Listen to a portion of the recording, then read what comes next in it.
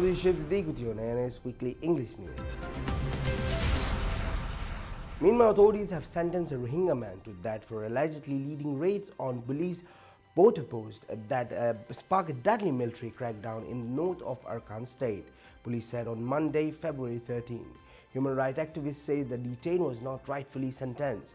Hundreds from the Muslim minority are thought to have died and tens of thousands have fled to Bangladesh since the army launched a clearance operation 4 months ago to find the attackers.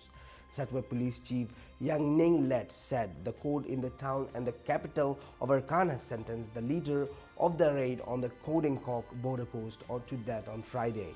He was sentenced to death on February 10 at Setway Court for intentional murder, Yang Ning Let told AFP without giving a date for the execution. He is one of the 14 attackers who were detained in Setway Township, the officer said. The other 13 people also appeared in the court but have yet to be sentenced, he added.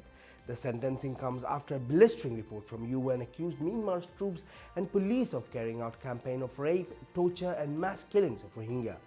Based on interviews with hundreds of escapees in Bangladesh, investigators said the military's calculated policy of terror very likely amounted to be ethnic cleansing.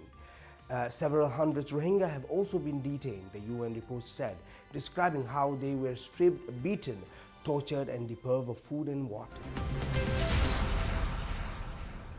The Tamil Defense Services issued a news release dated 9 February stating it was forming an investigating committee to investigate alleged human rights violations in Myanmar mentioned in a report released by United Nations Office of High Commissioner of Human Rights. United Nations Office of High Commissioner of Human Rights said in its report issued on 3rd January that security forces have committed numerous human rights violations against Rohingya in Mongdo, northern of Arakan state. The news release issued by Tamil says they will take legal actions against anyone if there is evidence of such human rights violations. President's Office Deputy Director General Zhao Tay told a journalist, "We will take actions if there is sound and concrete evidence of such human rights violations." Hindu nationalist political parties have launched a systematic campaign calling for expulsion of Myanmar's Muslim Rohingya refugees from Jammu and Kashmir, terming their presence in the region an extensional threat. The Jammu and Kashmir National Panther Party have launched the large billboards across Hindu-dominated Jammu city and its outskirts in the last 1 week, inciting the people against Muslim refugees and claiming their presence supposedly dualizes the ethnic identity of Dogras, a Hindu community that ruled Kashmir before India seized control of a part of the disputed region in 1947. Analysts believe the Jammu-based political party, which has no representation in any regional assembly or country's parliament, aims to inflame patience among the Hindus in the region through such acts. Moreover, just like Myanmar authorities who describe the persecuted Rohingya community as Bangladeshis in order to portray them as people not worthy of citizenship, the Panther described too using the same term for them.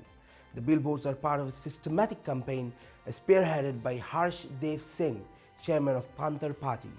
On January 29, Singh and other members of his party took to the streets wearing black banners and the read "Bangladeshi and Rohingya immigrants quit Jammu." Singh said it is not a communal politics as it is being represented in the Kashmiri press, but we are not in favor of foreigners settling here. We see these Rohingyas and Bangladeshis everywhere and they are a security threat. Moreover, while the Panthers demanded the complete removal of the Muslim Rohingya minority, it is ironically also calls for overriding the Kashmiri constitution and granting Kashmiri citizenship to Hindu refugees who have fled to Jammu and Kashmir following the end of British colonial rule and creation of new states of Pakistan and India in 1947.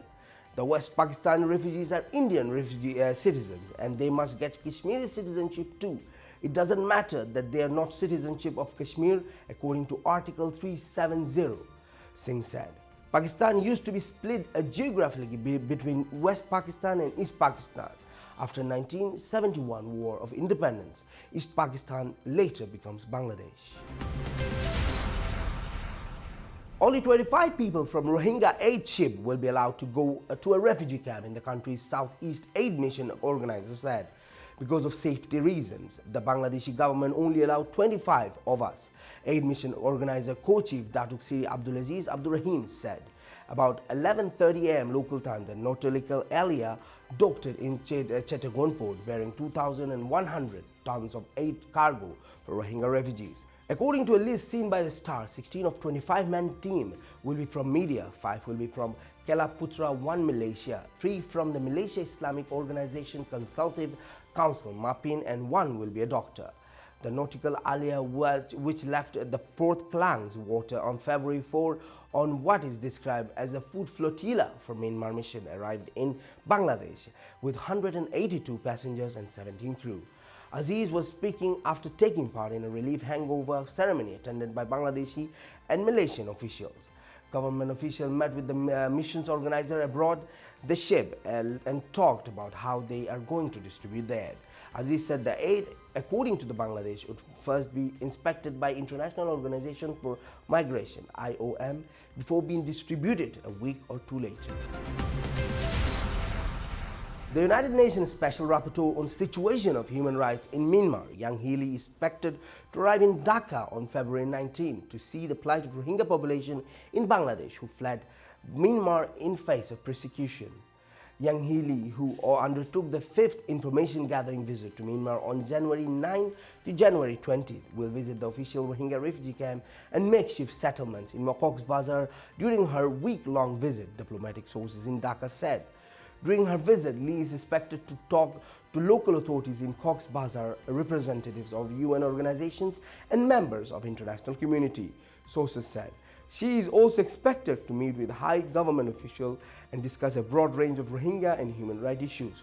After her visit to Myanmar, the United Nations Special Rapporteur on January 24 warned about possible reprisal against people she met during her recent visit to the country. There is one word that has hung heavily on my mind during the visit: reprisal, the expert said. I must remind again that these attacks took place within the context of decades of systematic discrimination against the Rohingya population. She noted the expert also went on several affected Muslim villages. And now to our international segment. Malaysian police detained a second woman on Thursday suspected of involvement in the apparent assassination of a stranded half-brother of North Korean leader Kim Jong-Un. A state-run Bernama news agency reported that she had been remanded in custody for 7 days, along with a woman who was caught in Kuala Lumpur International Airport on Wednesday, 2 days after Kim Jong-Nam was assaulted there with what was believed to be a fast-acting poison. Police said the latest arrest was made at 2 a.m. on Thursday, and the woman was carrying an Indonesian passport, unlike the first suspect who held Vietnamese travel papers. Lawmakers in South Korea earlier cited their spy agency as saying the two suspects were North Korean agents have murdered Kim Jong-Nam. U.S. government sources also said they believe North Korean assassins were responsible. The woman arrested in earlier hours of Thursday was alone when she was apprehended, a police statement said. Her Indonesian passport bore the name Siti Aisyah and gave her date of birth as February 11, 1992 and place of birth as Serang, Indonesia. The statement gave no other details. United Nations Secretary General Antonio Guterres warned on Wednesday against abandoning the idea of two-state solution to this Israeli-Palestinian conflict, saying there is no alternative. There is no alternative solution for the situation between the Palestinians and Israelis other than a solution of establishing two states, and we should do all that we can to maintain this, he said during a visit to Cairo. The idea of Palestinian state living side by side with Israeli have underpinned Middle Eastern peace efforts for decades, although the last US brokered negotiation broke down in 2014.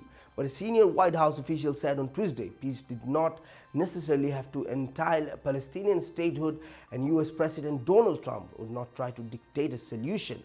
Trump at a Washington news conference held after Guterres spoke left the question open, saying he would work to bring about peace between Israeli and Palestinians, but it would be up to the parties themselves ultimately to reach an agreement. Thank you for watching this show today. Hope to see you very soon with more news.